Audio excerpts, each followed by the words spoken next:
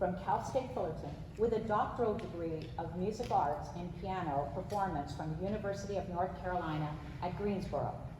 He performs regularly at venues throughout Southern California in solo program as well as with various other artists, and he's been a pre-concert lecturer for the Philharmonic Society of Orange County at concert programs held at the Segerstrom Center for the Arts in Costa Mesa. That's a lot. He also has performed with several community orchestras, including various programs with the Claremont Symphony Orchestra and the Fullerton College Orchestra. Randy has taught classes at Rio Hondo Community College, Citrus College, Irvine Valley College, and most recently, here locally, at Fullerton College. For over 25 years, Randy has been employed as a musical concierge at the Philharmonic Society of Orange County, as well as the accompanist at the Temple Beth Israel in Pomona. So our pleasure. Let's warmly give a welcome to Randy Polo.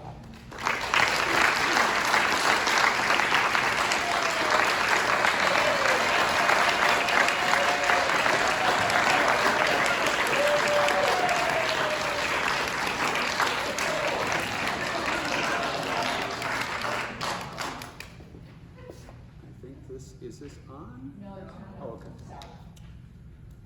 Okay. I have to adjust this up a little higher. There we go. Can you hear me? Yeah. Great. Well, it's just fabulous to be back here at this wonderful facility.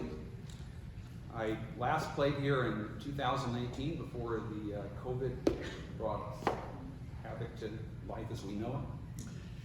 And I have a lot of thank yous to say. I'm just going to get them out of the way right now. So thank you, Ann Green. Is Ann, are you here in the audience? It's not. Ann was very patient. She's the coordinator of this concert series, this wonderful concert series. And for months, I was emailing her back and forth. When is the series going to get started again? When is it going to start up? And she kept saying, well, we just don't know. And so it just went on and on like that for months until finally we got the okay to start up. So thank you, Ann, for that.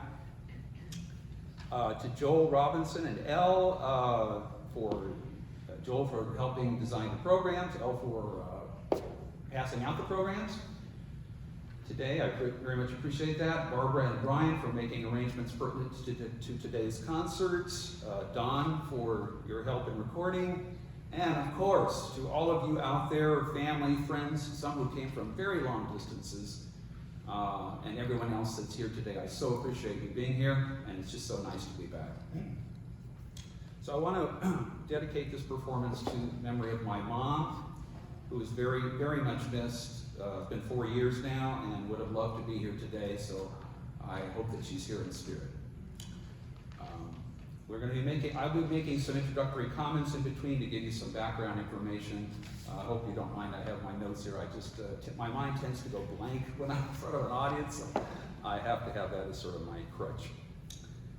So I'll be talking about the music in between, and hopefully that'll illuminate and clarify what you hear in the music.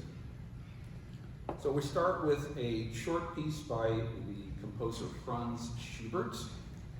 The title of this piece is called Impromptu, as the name would seem to suggest. It is designated to give the impression of a spontaneous piece written out just on the spur of the moment. It has that quality of improvisation, even though it's very highly crafted, very highly polished, and composed out. And I like this piece so much, and it's a great way to start a program because it has almost a spiritual prayer-like quality to it. You'll hear it when I play. So this is Schubert Impromptu.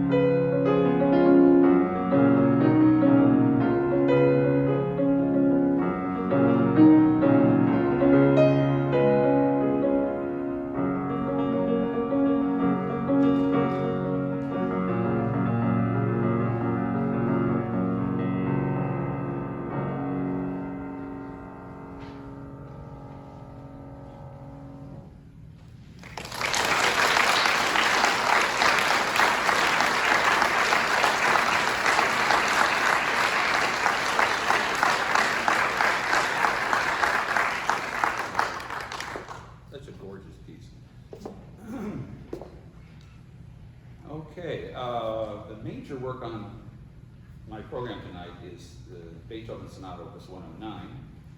Sure, that composer doesn't need any introduction, probably one of the greatest composers of all time. And as I mentioned, Schubert, or maybe I didn't, Schubert is known as the composer of song. He had this gift of composing beautiful melodies. Beethoven, by contrast, I think you could say he's the composer of defiance, of fists, of dealing with unimaginable afflictions. As many of you know, if you've read the details of his life, he was struck down by deafness at an early age. One of the worst fates that a composer that can happen to a composer. He was a social misfit, physically unattractive, socially a misfit, and romantically very unsatisfied, probably due to his crazy ways and esoteric, eccentric mannerisms. But one thing Beethoven he was aware of is his place in history as probably the greatest composer of all time. And he broke all of the rules that had been in effect, the conventions of the time in music. Particularly true in his so-called third period, I call it his transcendental period, where he explores new sound horizons, does things that no other composer ever thought of, new musical landscapes. Nothing like that had ever been composed before. And this piece, which is a representative of that third period, has unique difficulties. All of the late sonatas have very unique difficulties, both for the performer, and they challenge the instrument of Beethoven's time, and even to some extent to our time. Now, the proportions of this sonata, I'm not going to go into heavy technical analysis. There's a lot of writers that have written about these works, and they go into a lot of detail. But I will just tell you this, that the first movement is very short. First movement or section, we call these sections movements, first, second, and third movements.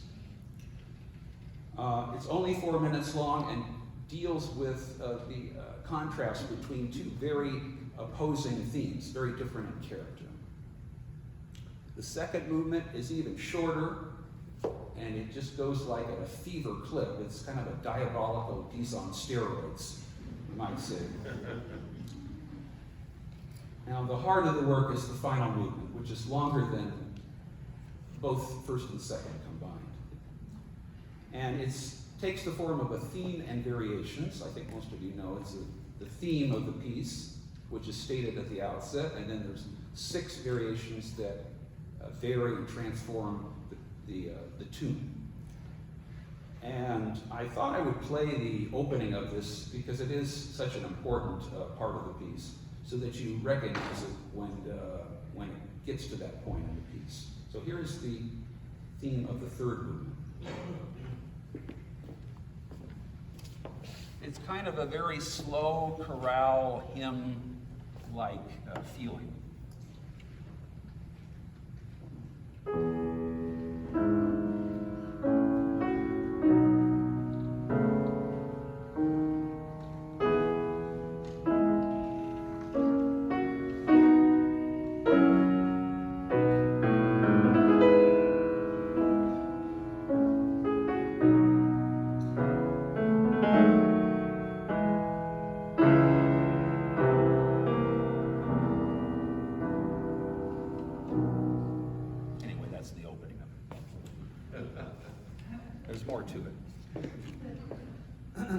So, with these 6 variations that Beethoven is an outstanding representation in the sonata literature of theme and variations.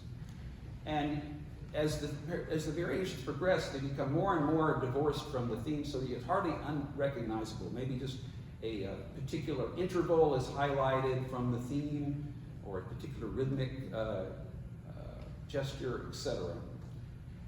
With the final variation, the 6th variation, the music soars into kind of like this nirvana-type state of mind, kind of a heavenly.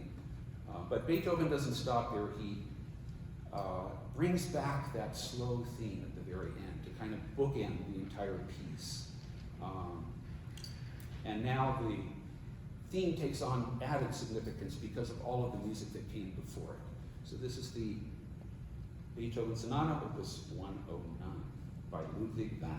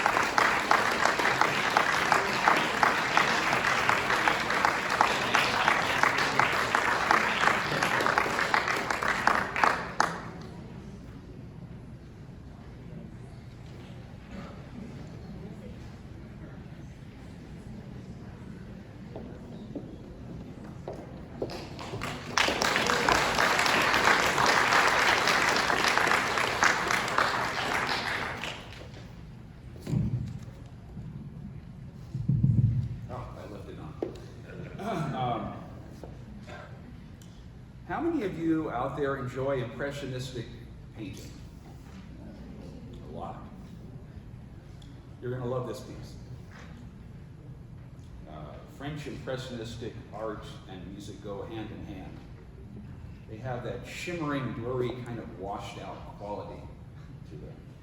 This piece, written in 1901 by the French composer Maurice Ravel, was his breakout piece. I mean, he had written music before this point, but this piece really catapulted him to fame as of international stature.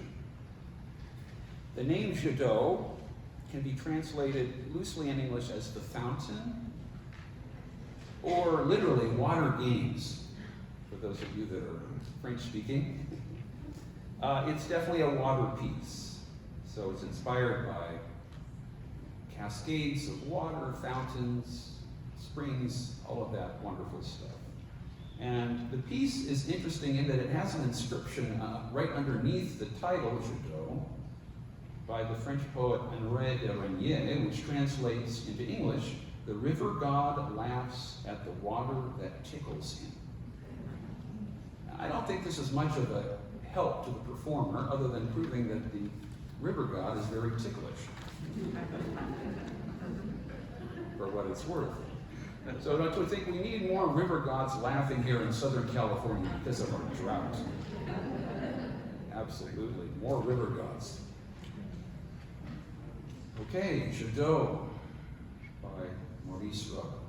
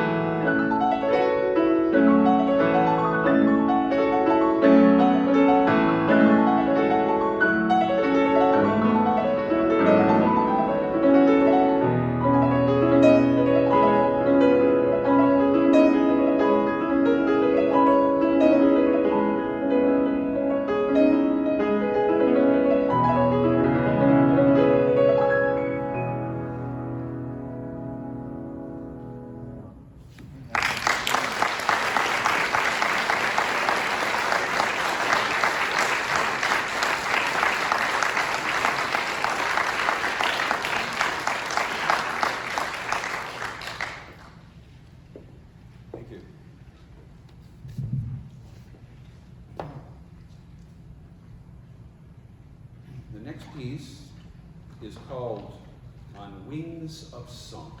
Beautiful title by the German composer Felix Mendelssohn. This is very much of an arrangement. The piece originated in a different form. It was originally written by the composer as a song for soprano and piano. And the great Hungarian composer Franz Liszt took this, being the great arranger that he was, and masterfully arranged it for solo piano. So here you have like a 2-for-1, the wonderful, beautiful lyric melody of Felix Mendelssohn and the magnificent skill as an arranger of Franz Liszt to create a truly pianistic rendition. I love the title of this piece, which seems to suggest how a song or a melody can take flight and soar like a bird on wings of song.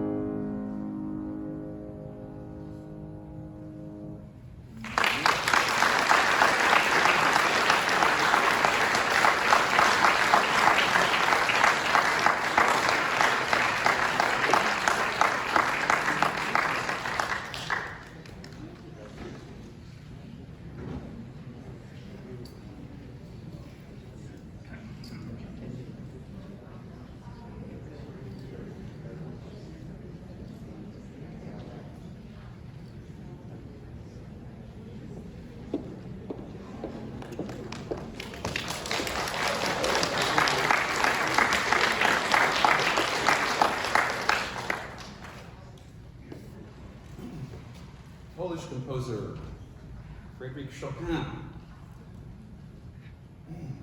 wrote 18 waltzes for the piano, and these are sometimes referred to as dances for the soul, not for the body. Interesting.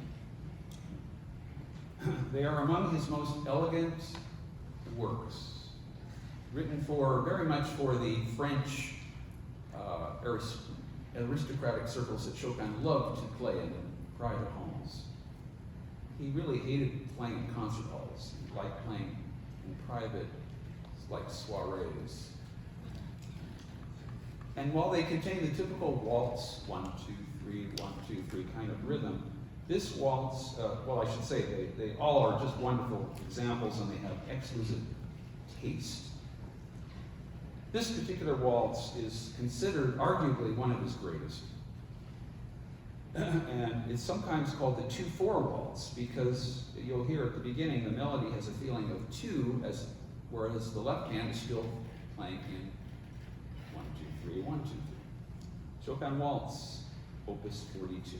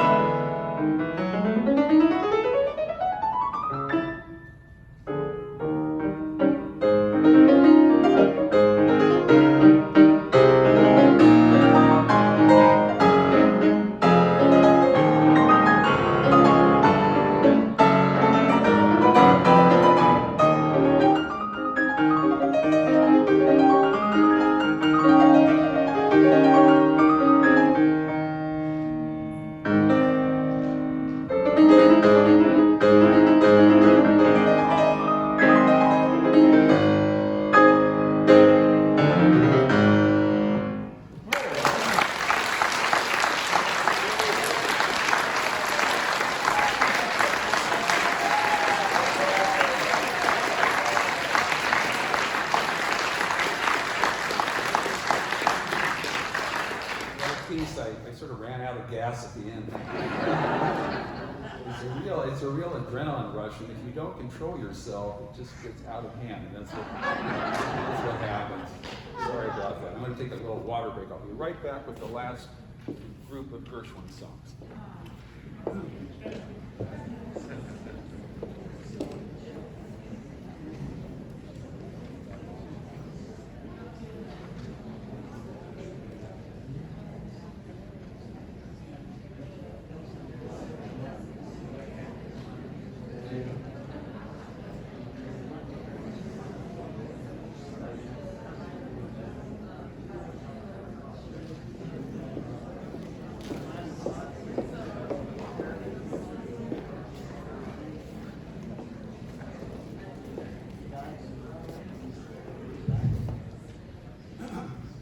Okay, so the last two pieces are composed by the beloved American composer George Gershwin, who along with his brother Ira wrote probably some of the greatest songs of the early 20th century for the Broadway stage, for the theater. These two pieces are also kind of like the Mendelssohn arrangements, but this time by Gershwin himself. There was no music for these pieces that I found. They existed only in recordings that Gershwin made himself back in the 1920s on the primitive technology that we had at the time. So they're kind of scratched up and the fidelity isn't that great. But it took a American musicologist and pianist, Artist Wodehouse, who painstakingly transcribed these pieces. She sat down and transcribed these works on the records, the old records, note for note. It's just an amazing achievement. So we have a written record of what Gershwin probably performed. The first piece is called Someone to Watch Over Me. Most of you know this piece. It's probably one of the most famous and beloved pieces that Gershwin ever wrote. And in fact, it struck me, it resonated with me so much that I included the words, as you can see on your programs, the words to the chorus. So you can sing along with those first 6 lines. That's all you get. Unless you know the piece. But what's interesting is this piece, which in the show, of course, is intended to convey romantic longing between a man and a woman. And but I think you can broaden the meaning of the piece to include a higher, whether or not you believe in a higher power or not, I think you can, the piece kind of suggests a force of nature that is looking out for someone in their life's journey. At least I see it that way. Second piece is my one and only, probably a little less well known, but it also is in Gershwin's wonderful, exhilarating, joyful style, jazz style. And one last point I should say, when you hear these songs taken by a singer today, they're usually done at very slow, much slower tempos than you're going to hear here. Gershwin actually tried to mirror the dance bands of the time, of the 1920 Charleston era. So these are very upbeat tempos than what you're used to hearing. So here we have Someone to Watch Over Me, and I Want to Know.